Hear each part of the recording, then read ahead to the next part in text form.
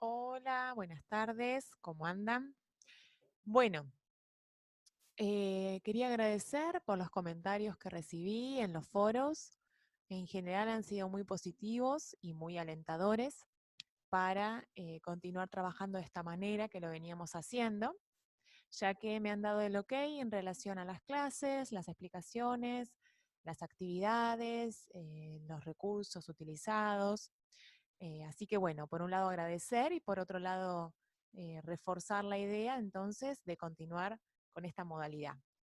Igualmente sigo dejando abierto el foro para que puedan opinar o hacer sugerencias frente a cualquier inconveniente o sugerencia que quieran hacer.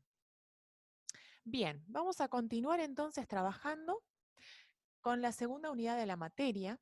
¿Sí? Vamos a hacer un repaso. En la primera estuvimos viendo a modo introductorio y de repaso las teorías del desarrollo. Estuvimos viendo la importancia de la familia en la constitución psíquica del infante. Estuvimos trabajando también sobre las relaciones familiares en la adolescencia, los cambios que tienen, los diferentes estilos parentales. Y entramos en un segundo momento de la materia en donde vamos a empezar a profundizar en las teorías que hablan de la adolescencia. Para eso, les voy a hacer una breve introducción para que a modo de pantallazo tengan ustedes una idea de cuáles son las teorías que vamos a ver en esta segunda unidad y puedan también ir organizándose mentalmente esta idea de que hay como diferentes vertientes, ¿sí?, que van a abordar al adolescente. Bien, vamos a arrancar por este lado. Las teorías de la adolescencia. Si bien nosotros vamos a ver una gran variedad de autores, mi idea es que puedan ubicarlos en diferentes marcos teóricos. ¿Por qué? Porque si ustedes entienden de dónde está hablando este autor, se hace más sencillo también entender desde qué mirada aborda al adolescente. Entonces, Delval, que es el autor de este texto, ¿sí?, que en realidad él es un compilador. Lo que hace es compilar todas las teorías escritas sobre el desarrollo del niño y del adolescente. Entonces, yo lo que uso es como un apartado de su libro en donde hace esta introducción más generalista. Y después vamos a trabajar con fuentes primarias y con autores más específicos de cada teoría. Entonces, este autor, a modo muy esquemático, plantea que hay tres grandes grupos teóricos que van a hablar sobre el adolescente: la teoría psicoanalítica, la teoría sociológica y la teoría piagetiana. Cada una de ellas va a hacer hincapié en diferentes aspectos. Digamos que cada una de estas teorías nos va a aportar a nosotros una manera de entender al adolescente.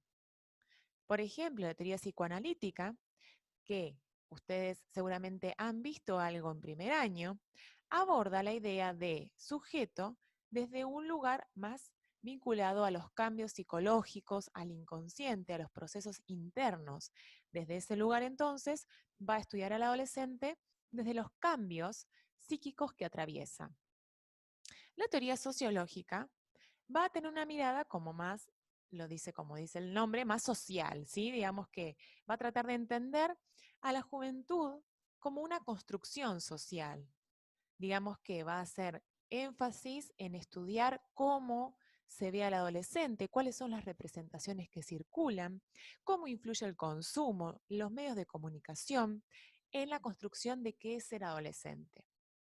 Y la teoría piagetiana, seguramente también algo han visto ustedes de Piaget, va a hacer hincapié en entender cognitivamente al adolescente, entender cómo piensa, cómo construye el pensamiento en este momento cognitivo.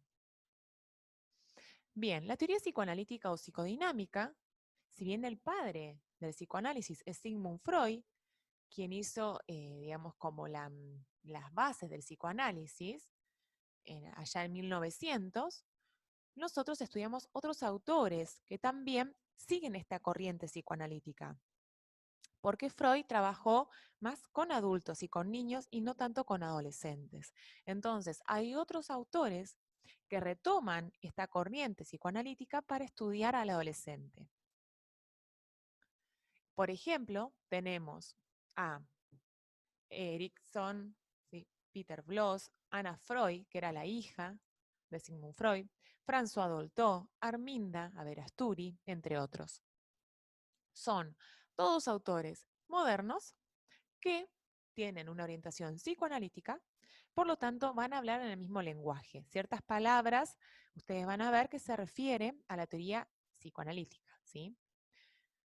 Nosotros vamos a ver autores modernos en esta segunda unidad y en el tercer bloque vamos a trabajar con autores de la posmodernidad, ¿sí? Dentro del marco psicoanalítico, autores que hoy en día, desde esta mirada, estudian al adolescente. Desde el psicoanálisis, al momento de hablar de la adolescencia, hacen referencia a que hay cierta alteración en el equilibrio psíquico que se logró en la infancia, es decir, que se empieza a generar cierto desajuste, ¿sí? Porque empiezan a cambiar ciertas cuestiones internas. Entonces, frente a este desequilibrio, hay un desajuste, están más vulnerables y deriva también en cambios comportamentales, hasta también inclusive en ciertas defensas psíquicas. Existe un despertar de la sexualidad que va a empezar a provocar la búsqueda de objetos amorosos por fuera del medio familiar. Y esto es fundamental. ¿Por qué? El psicoanálisis habla de la exogamia, ¿sí? La necesidad de buscar por fuera de la familia el objeto de amor.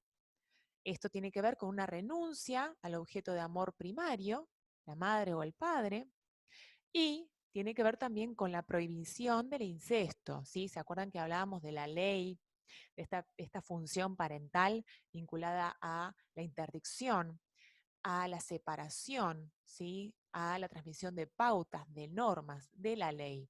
Entonces, eso permite que el joven empiece a buscar por fuera de la familia ese objeto amoroso. Bien. Por otro lado, también ese desajuste, ¿sí? Hace al adolescente más vulnerable y, como hoy decía, produce defensas, ¿sí? Que se ponen en juego, por ejemplo, en el aislamiento, ¿sí? En esto de encerrarse, de estar más distantes, de empezar a modificar su comunicación con los padres, ¿sí? Porque hay un replanteamiento de estos lazos con los padres. Empiezan a cambiar las relaciones como veíamos en la clase anterior. Entonces, vamos a hablar de pulsiones acá, ¿sí? Empiezan a desarrollarse las pulsiones propias de la pubertad, que tiene que ver con energía psíquica, sexual, empiezan a modificar el equilibrio psíquico y el adolescente entra en un estado de vulnerabilidad. ¿Por qué? Porque está en proceso de cambio, ¿sí? Está constituyendo su identidad, está constituyéndose como sujeto y esto lo vuelve más vulnerable. Vamos a hablar también en esta teoría del estado de ánimo fluctuante, de una inestabilidad en las relaciones, ¿sí? Por ejemplo, esto tiene que ver con que pueden pasar del llanto a la risa muy fácilmente, que las relaciones un día se aman, al otro día se odian, ¿sí? Estos extremos, esta dificultad para sostener relaciones, cierto estado depresivo más vinculado al estado anímico triste, para adentro, ¿sí? Porque viene con un replanteo, con un cuestionamiento. Y también cierto inconformismo, ¿no? Empiezan a darse cuenta que aquello que antes los conformaba, hoy no lo hace. Entonces empiezan a desvincularse con la familia también, oponerse a las normas y empezar a formar nuevas relaciones, pero ya no con la familia, sino en el exterior. Por eso es que el grupo de pares forma un lugar de pertenencia. Tenemos otro de los autores del psicoanálisis, que es Peter Bloss, en los años 70, va a hablar de un proceso de individuación. Él va a establecer que en un primer momento, en la vida del infante, se establece un primer proceso de individuación en los primeros años de vida y en un segundo momento, en la adolescencia, nos vamos a encontrar con un segundo proceso de individuación, donde va a empezar a darse cierta diferenciación. Si en un primer momento, en ese primer proceso de individuación, a partir de que el bebé empieza a poder andar, gatear, tomar distancia independencia física, y eso le da cierta confianza en sí mismo, esto hace que el bebé logre cierta individuación primaria, en un segundo momento, esa independencia más que física va a ser afectiva. La búsqueda del adolescente por romper ciertos lazos afectivos de dependencia, por buscar su independencia, por reforzarse como ser autónomo. Muchas veces hay dificultad en esto, ¿sí? Porque están justamente en este proceso de transición, podríamos pensarlo.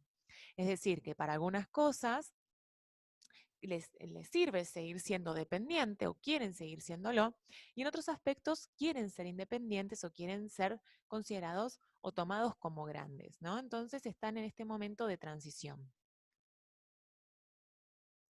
Entonces, para el psicoanálisis es fundamental que el adolescente pueda tomar distancia, ¿sí? Que pueda buscar nuevos objetos amorosos afuera, el separarse, el de alguna manera progresivamente ir separándose de los padres, ¿sí? Y en este separarse tiene que ver también con darse cuenta que aquello que estaba idealizado, si esos padres idealizados, hoy empiezan a ser vistos ya no como tan superpoderosos o omnipotentes, se los empieza a cuestionar, ¿no? El psicoanálisis va a hablar de ciertos cambios y en estos cambios va a haber ciertas rupturas, ¿sí? Que habla de una regresión en el comportamiento. ¿Por qué? Porque empieza a verse en algunos aspectos, ¿sí? Un estado de fusión a las personas, a las religiones, a la política, digamos esto de, bueno, como que se desvinculan en un aspecto, ¿sí? Digamos, se empiezan a separar de los padres y a buscar independencia, pero en otros buscan esta fusión, ¿no? Cierto fanatismo, por ejemplo, las tribus urbanas, esta necesidad de identificarse, de agruparse, de fundirse con el otro, o con una religión, o con un grupo de música, ¿sí? Con un famoso. Y esto deriva muchas veces en cierta ambivalencia, ¿no? En contradicción, en inestabilidad, fluctuaciones.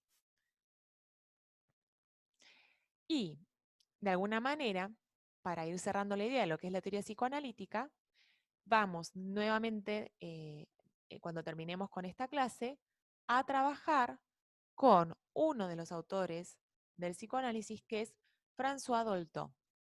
Es una autora psicoanalítica que ha sentado ciertas bases de la explicación o el entendimiento del adolescente desde marco teórico psicoanalítico. Bien, bueno, a grandes rasgos hasta acá, ¿qué plantea o qué entiende el psicoanálisis al momento de estudiar al adolescente? Cuando hablamos de las otras teorías que mencionábamos hoy, que abordan al adolescente, entre ellas tenemos la teoría sociológica, que va a estudiar a la adolescencia como resultado de tensiones, de presiones que están en la sociedad, en donde el sujeto incorpora valores, creencias, y también va a estudiar las representaciones que circulan en los adultos, que tienen ciertas exigencias y expectativas en relación al adolescente, que muchas veces no coinciden con lo que quiere el adolescente para su vida, o sobre lo que piensa el adolescente sobre la adolescencia en sí. Entonces, estamos hablando de un cambio de lugares sociales, digamos, que el adolescente deja un lugar social infantil para posicionarse en un mundo joven y próximamente adulto. Estos roles, hoy en día, también podemos repensarlos. Vamos a ver cuando estudiemos específicamente la teoría sociológica de la adolescencia. ¿Qué pasa hoy con los adultos que están adolescentizados, por ejemplo? Digamos que desde un momento evolutivo están posicionados como adultos, pero desde un lugar social no lo están. Muchas veces también lo podemos ver con los niños, niños que empiezan a manejarse de forma muy temprana como si fueran adolescentes, es decir, que más allá de la parte biológica o evolutiva, tenemos también toda una cuestión social de base para estudiar. Y por último, la teoría piagetiana, de la mano de Jean Piaget, que va a estudiar justamente los cambios en el pensamiento. Cuando hablamos de Piaget y pensamos en los estadios, que él menciona diferentes estadios que vamos a repasar, llegado el momento, él se posiciona en el adolescente en el último estadio, ¿sí? Posiciona al adolescente en el estadio del operatorio formal, en donde empieza a poder cuestionar, a argumentar, a fundamentar sus ideas, sus opiniones, a diferenciarse de los demás, a pensar en lo posible. Esto tiene que ver con el pensamiento hipotético deductivo. Digamos que cognitivamente el adolescente empieza a modificar su pensamiento. Y esto de poder razonar sobre lo posible hace que pueda proyectar, que pueda elaborar un plan de vida, que pueda establecer un proyecto a futuro, ¿sí? Entonces, esta teoría va a estudiar específicamente del adolescente cómo puede razonar o cómo puede pensar a partir de entrar en un nuevo estadio, ¿sí? De desarrollo. Bien, bueno, hasta acá tenemos la explicación introductoria de las teorías de la adolescencia, que recuerden que son 3 grandes grupos, pero en cada uno de ellos vamos a ver diferentes autores. Vamos a empezar por el marco psicodinámico, psicoanalítico. Nos vamos a posicionar en la clase de hoy en François Dolto, que establece algunas coordenadas para empezar a pensar al adolescente desde esta mirada más interna, psíquica, ¿sí? Desde una estructuración psíquica y también teniendo en cuenta todo el desarrollo de su sexualidad. En las próximas clases trabajaremos con otros autores también de este marco y después le daremos paso a la teoría sociológica de la adolescencia. Bueno, después les voy a grabar la clase de François Dolto.